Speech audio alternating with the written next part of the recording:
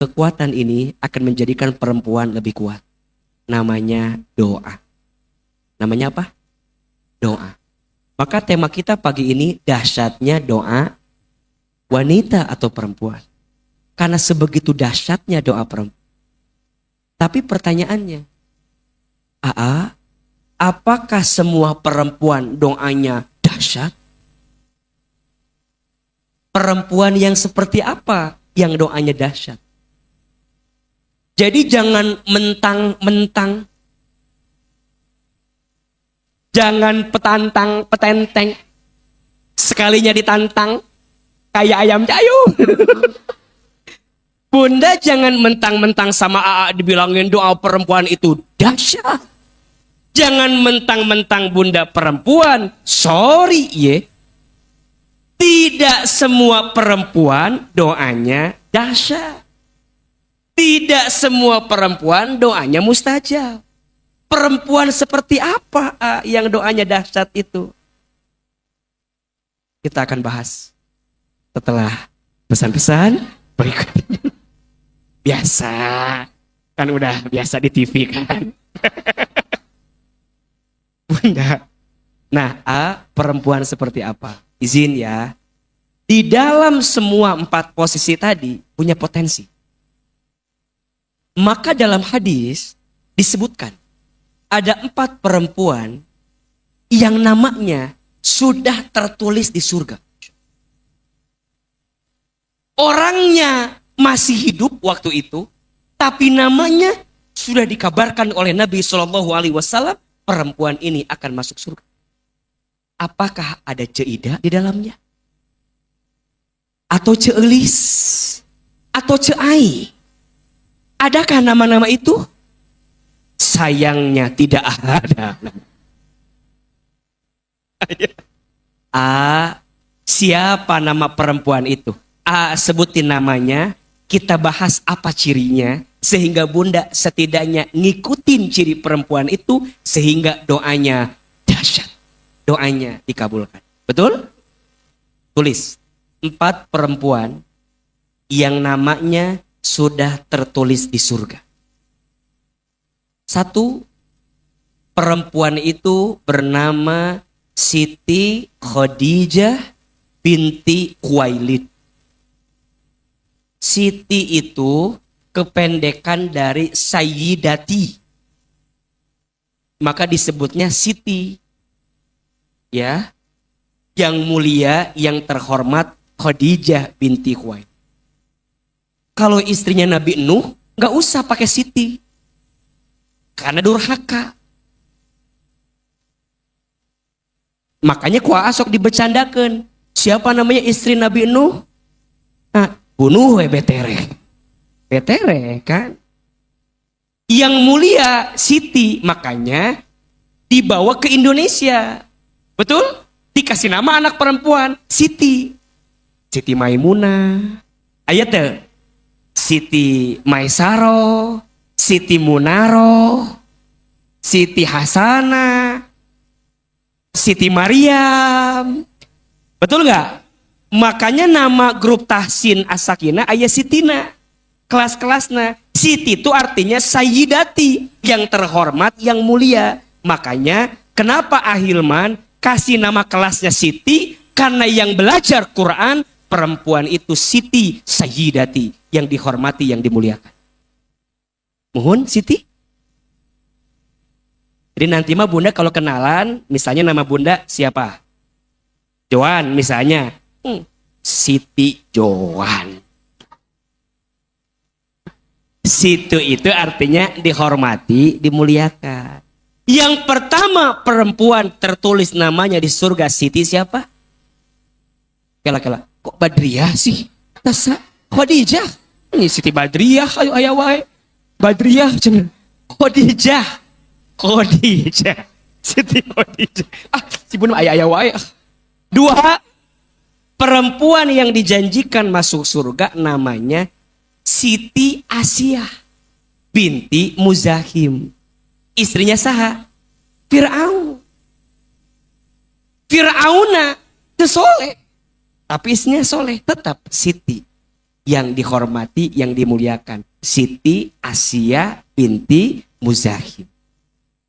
Yang ketiga, Siti Maryam binti Imran.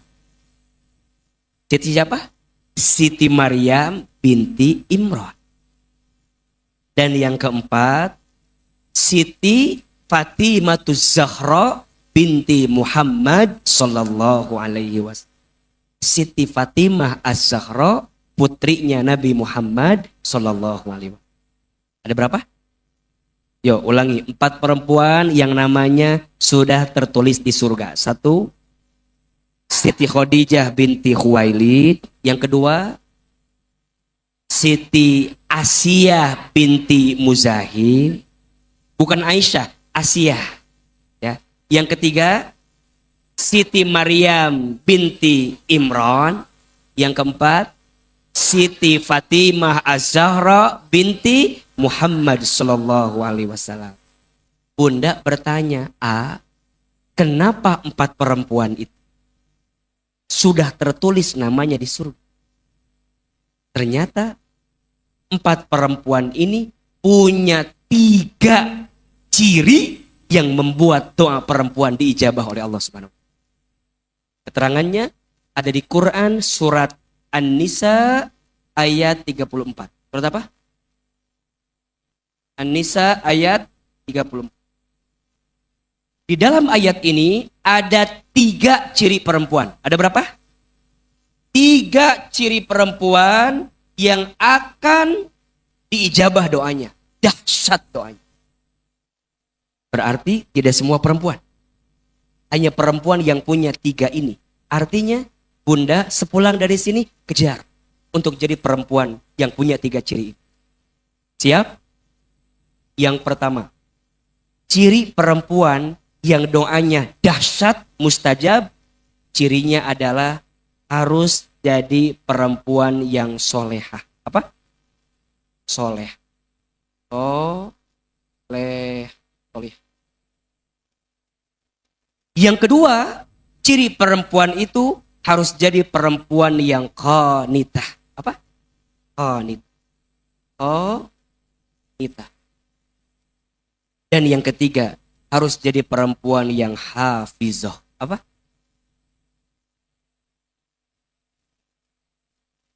Fassolihatu qanitatun hafizatun lil ghaibi bima hafidallah. Surat An-Nisa ayat berapa? 34. Ada berapa cirinya?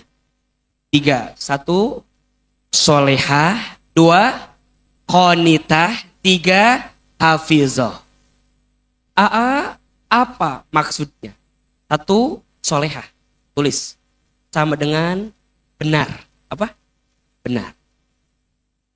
Perempuan yang doanya dahsyat, yang pertama adalah perempuan yang solehah, perempuan yang benar. Maksudnya apa? Benar menjalankan perintah Allah, benar meninggalkan larangan Allah. Maksudnya perempuan yang bertakwa. Perempuan apa? Yang bertakwa. Benar. Sholatnya benar. Puasanya benar. Baca Qur'annya benar. Melangkah dalam hidupnya benar. Ini perempuan yang soleh. Doanya dahsyat. Diijabah oleh Allah. 2, qanitah. Artinya sama dengan taat. Apa? Taat. Perempuan dalam 4 posisi diperintahkan taat dalam 4 posisinya. 1, saat jadi hamba harus taat kepada siapa? Allah. Saat jadi anak harus taat kepada siapa? Ayah, orang tuanya. 3, saat jadi istri taat kepada siapa? Suami. 4, saat jadi ibu yang baik buat siapa? Anak. Bukan taat kalau sama anak, tapi ibu yang baik untuk anak. Maka mohon maaf. Ada yang bilang gini, saya udah doa, tapi Allah nggak ijabah. Mohon maaf. Bukan Allah tidak mengijabah, mungkin hubunganmu dengan Allah tidak baik selama ini.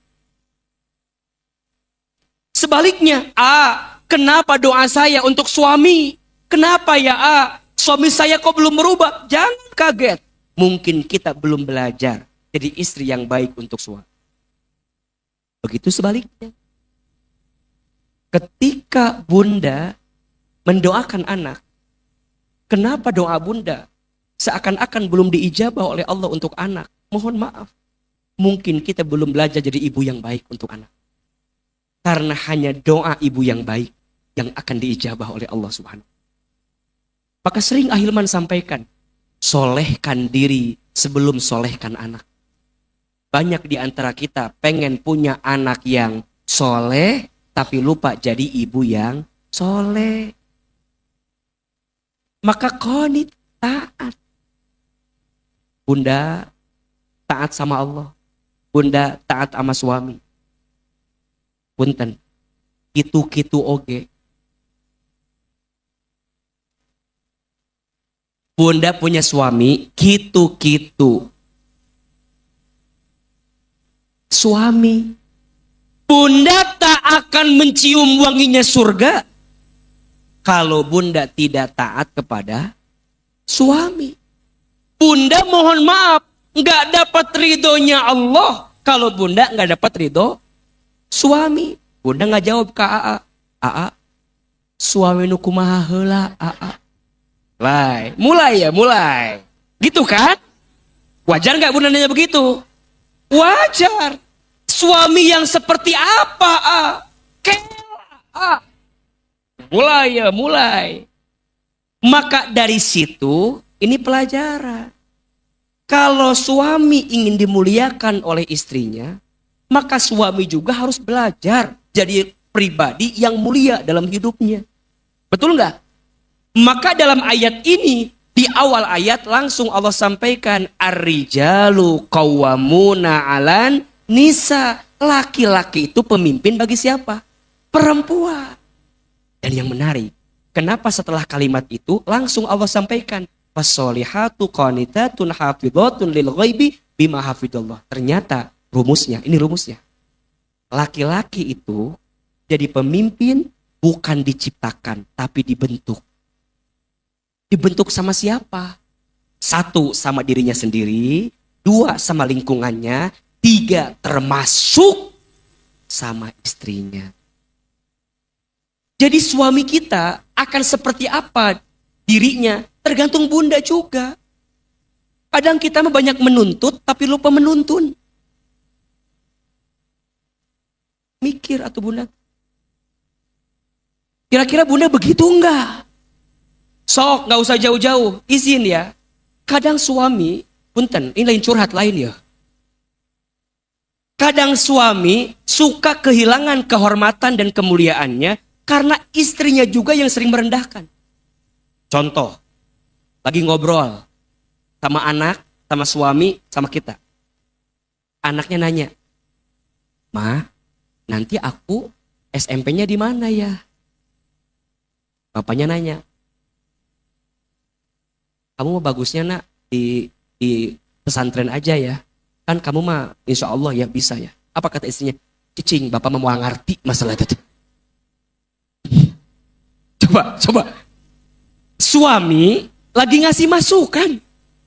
Kamu bagusnya masuk pesantren. Tiba-tiba istrinya bicara. Cicing, anu ngerti kakak mah. Mama. Cicing. Ulang bang, cicing. Punten. Tanpa disadari, sikap bunda begitu menjatuhkan tidak? Suami itu jadi di kantor izin dia punya bawahan. Di kantor dia punya rekan kerja, begitu dihormati. Sampai rumah kadang-kadang hilang kehormatannya. Gara-gara siapa? Anda. Ya, suami teh kieu. Ya, anaknya nanya, "Pa, Ma, besok kan aku libur sekolah. Kita pergi kemana ya?" Bapaknya nggak jawab. Udah, di rumah aja lah ya. Bapak juga lagi nggak ada. Wah, cek bapak nate. Datang istrina.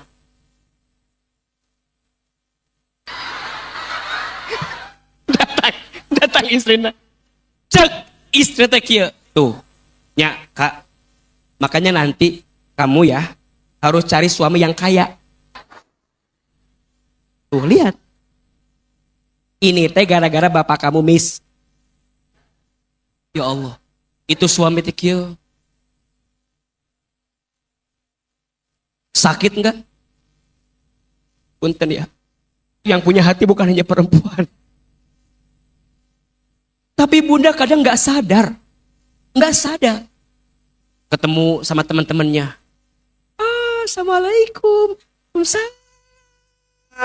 Ngobrol. Suami teh kan dampingin kita. Ya. Apa kabar? Gimana? Berapa sekarang anak? 2. Oh, Masya Allah. Kita teh, aku tuh bingung. Anak yang pertama mah alhamdulillah sekolah teh lancar, pinter, mirip mamahnya. Aku teh lagi bingung sama yang kedua, ini asa lelet yang kedua mah. Kok kata temennya mancing biasa? Kok bisa? Tidak mirip bapak anak imam. Ya Allah. Hilang kemuliaan teh. Ada nggak yang begitu? Pemimpin itu bukan diciptakan, dibentuk. Dan menurut AA, yang membentuknya siapa? Lingkungan juga. Makanya izin ya bunda sayang. Nanti kalau anak nanya, coba posisikan suami sebagai teladan terbaik. Mah, aku nanti sekolah di mana? Ibu jawab, nanti ya, mama tanya dulu sama ayah. Sepertinya ayah lebih tahu mana yang terbaik untuk kita. Wah, iya. Itu suami digituin, seneng apa enggak? Apa-apa tuh? Nanti ya, coba kamu tanya sama ayah. Kayaknya ayah lebih ngerti deh daripada mama. Bunda pura-pura bodoh di depan anak karena ada ayahnya. Itu suami. Tuh kan? Dulu tuh yang ngajarin mama kamu teh ayah. Nah, lihat tuh. Jadi ternyata pemimpin itu bukan diciptakan tapi apa?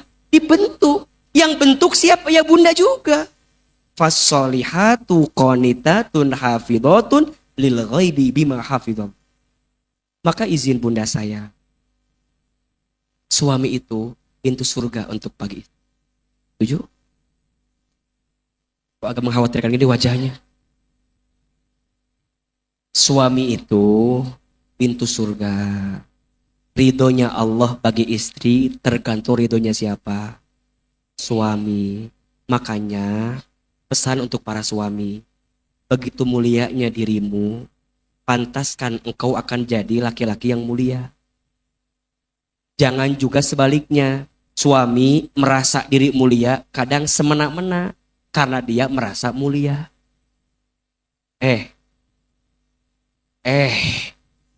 Kamu nggak akan masuk surga. Salah nggak? Begitu salah nggak? Suami juga jangan semena-mena. Jangan karena engkau punya privilege, seakan-akan engkau bilang, kamu harus taat sama aku. Sorry. Taat pada bab apa? Betul nggak? Makanya istri boleh tidak taat kepada suami selama yang diperintahkan suami melanggar syariat Allah Subhanahu wa Ta'ala. Kenapa yes gitu? Maka standarnya apa? Standarnya soleh dulu bundanya. Suami kudus soleh, istri kudus soleh. Betul nggak? Berarti penting jadi suami yang soleh, penting jadi istri yang soleh, penting jadi ayah yang soleh, penting jadi ibu yang soleh. Jangan sampai ketika engkau mendengar tentang ketaatan, seakan-akan engkau menggunakan itu sebagai sesuatu yang menyalahgunakan. Betul? Ini bahaya. Maka bunda sayang, agar doa perempuan itu dahsyat, 3 cirinya. 1 apa? Solehah, 2 qanitah, 3 hafizo. Maka nanti muncullah keterangan 3 perempuan yang doanya mustajab. 1, doa ibu untuk anaknya. 2, doa istri untuk suaminya. 3, doa anak perempuan untuk ayahnya. Tapi dengan syarat, kudu soleha, kudu konita, kudu hafizo. Soleha benar, konita taat, hafizo terjaga. Tulis terjaga. Maka perempuan harus terjaga. Karena yang bisa menjagamu adalah doa, dan doa yang diijabah adalah doa perempuan yang terjaga. Kalau bunda udah solehah, udah konitah, udah terjaga, plus bunda terzolimi, makin mustajab doanya. Makanya hati-hati kepada hati perempuan soleh yang terzolimi. Yo. Hati-hati dengan doa perempuan soleh yang terzolimi. Udah mas soleh, mustajab enggak? Mustajab ditambah terzolimi. Double kill ijabah. Berarti rumusnya kalau bunda disakiti dalam hidup, sibuklah menyolehkan diri agar setiap doanya perempuan yang solehah tadi, yang tersakiti tadi, jadi doa yang dikabulkan oleh Allah Subhanahu wa Ta'ala. Jangan pernah merasa sedih, jangan merasa terpuruk, jangan merasa terjatuh dengan rasa sakit yang pernah bunda miliki. Mungkin bunda disakiti dalam satu hal, tapi biasanya Allah akan bahagiakan bunda pada hal yang lain. Khadijah, kenapa namanya disebutkan di surga? Karena beliau solehah, qanitah, hafidhah. Betul? Sempurna. Dan beliau tetap solehah, tetap qanitah, tetap hafizah bersama dengan pasangan yang baik. Wajar. Betul gak? Tapi ujiannya dikit apa banyak? Jangan kira punya suami soleh gak ada ujian. Ada gak? Banyak. Khadijah itu sosok perempuan yang dikisahkan. Sosok perempuan pertama yang beriman kepada Allah dan Rasulnya. Sosok perempuan pertama yang berkorban untuk suaminya. Sosok perempuan pertama yang memberikan apapun untuk suami. Satu kali dikisahkan Nabi Muhammad sedang bertahanus di Gua Hiro. Sedang berdiam diri di Gua Hiro. Tiba-tiba datang malaikat Jibril. Membawa wahyu yang pertama. Iqra. Iqra. Iqra. Baginda Muhammad sedang diam di gua. Gelap. Hitam. Gelap. Nggak kelihatan. Takut nggak kira-kira? Takut. Tiba-tiba ada suara. Atau bunda lagi di rumah sendirian. Malam-malam. Tiba-tiba ada yang manggil. Ece. Ece. Ece. Kan pasti takut kan? Baginda juga sama. Lihat ke depan gak ada orang. Ke samping gak ada orang. Pas lihat ke atas. Ada makhluk putih besar. Yang datang siapa? Malaikat Jibril alaihissalam. Iqra, Iqra, Iqra. Kata Nabi, ma ana biqari. Aku gak bisa baca. Kata Jibril, Iqra bismi rabbikal ladzi khalaq. Khalaqal insana min alaq. Iqra wa rabbukal akram alladzi 'allama bil qalam 'allamal insana ma lam ya'lam. 5 ayat surat Al-Alaq ayat 1 sampai 5.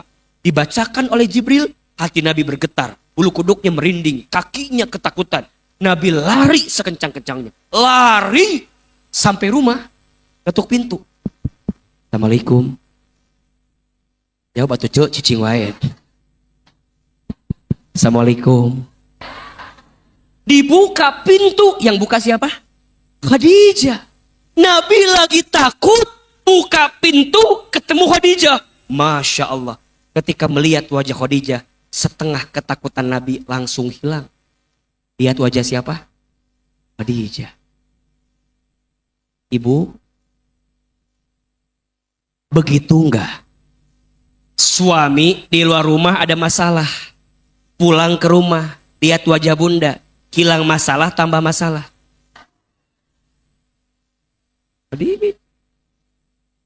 Khadijah buka, waalaikumsalam. Nabi takut. Khadijah tahu Nabi lagi ketakutan. Hebatnya Khadijah. Khadijah nggak nanya, Nabi kenapa? Masya Allah. Apa kata Khadijah? Ya Rasul, dipeluk. Dipeluk. Sambil dipeluk, dibisikin telinganya. Apa kata Khadijah? Ya Rasul, jangan takut. Ada aku di samping. Kalau di luar sana ada yang menyakitimu, aku yang pertama mencintaimu. Kalau di luar sana ada yang menjatuhkanmu, aku yang pertama mengangkat dirimu. Jangan takut, ada aku di sampingmu.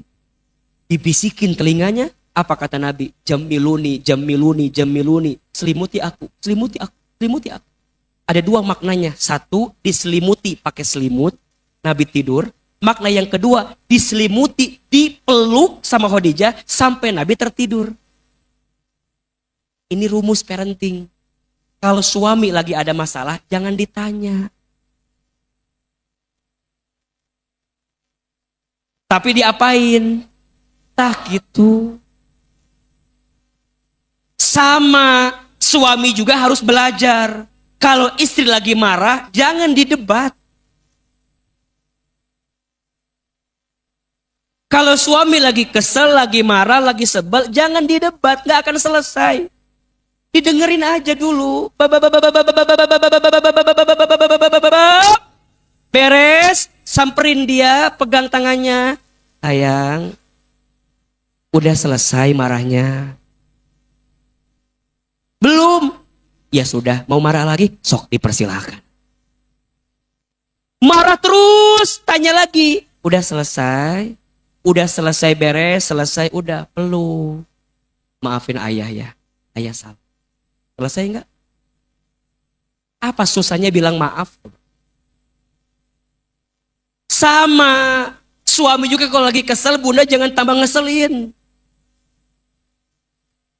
Kalau suami lagi marah, bunda jangan tambah masalah. Kalau suami lagi kesel, lagi marah, udah nggak usah ditanya, nggak usah.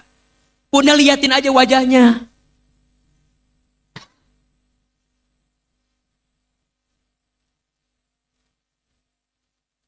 Udah beres, bunda bilang, ayah, udah marahnya? Udah? Ini. Bisa nggak begitu? Pentingnya belajar. Iya apa iya? Khadijah soleh, punya suami yang soleh. Enak Khadijah mah, cek ibu-ibu teh. Dan suaminya soleh. Ayah nu kadua, aku mah suami abi jauh dari Nabi Muhammad. Nges pasti ya mah. Cukup disebutkan. Sebaliknya, ada nggak istri yang suaminya tidak soleh, tapi istrinya soleh masuk surga? Ada? Ada. Namanya siapa? Asia. Siapa suaminya?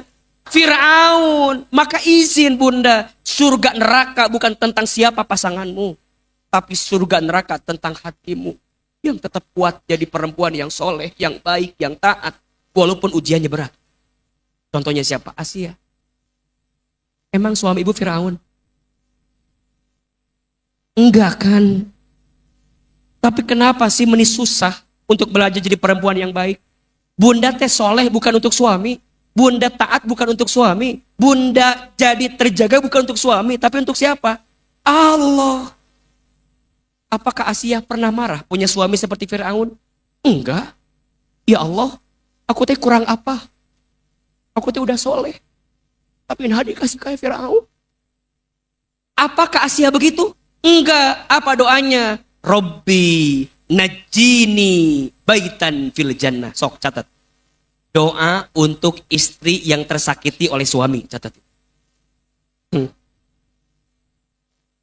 Iya mah udah doa paling kuat ya. Karena suaminya Fir'aun. Kan suami ibu kan Fir'aun kan. Ya mendekatilah tipis-tipis merenan. Sok tulis doanya. Doa untuk istri yang tersakiti. Robbi najini baitan fil jannah. Ulangi. Robbi najini baitan fil jannah. Ya Allah, Ya Tuhanku, gantikanlah rasa sakitku dengan rumah terbaik di surgamu. Gak minta ganti suami, ente. Apa ketuker sama suami tetangga ya? Ente. Doanya Robbi najini baitan fil jannah. Ya Allah, gantikan untukku rasa sakitku dengan rumah di mana? Di surga. Berarti ini pesan. Jangan-jangan bunda teh diuji dengan suami yang menyakiti, karena di situ bunda bisa masuk surga. Dan jangan kaget. Boleh jadi ujian. Bukan karena hanya punya suami yang tidak baik. Punya suami yang baik pun juga adalah apa? Ujian. Ustadz, saya mah gak ada suami. Gak ada. Saya mah gak ada suami. Gimana caranya? Biar doa saya mustajab? Bisa atau tidak? Belajar dari perempuan yang ketiga, Maryam binti Imran. Betul? Beliau single? Sendiri? Sendiri.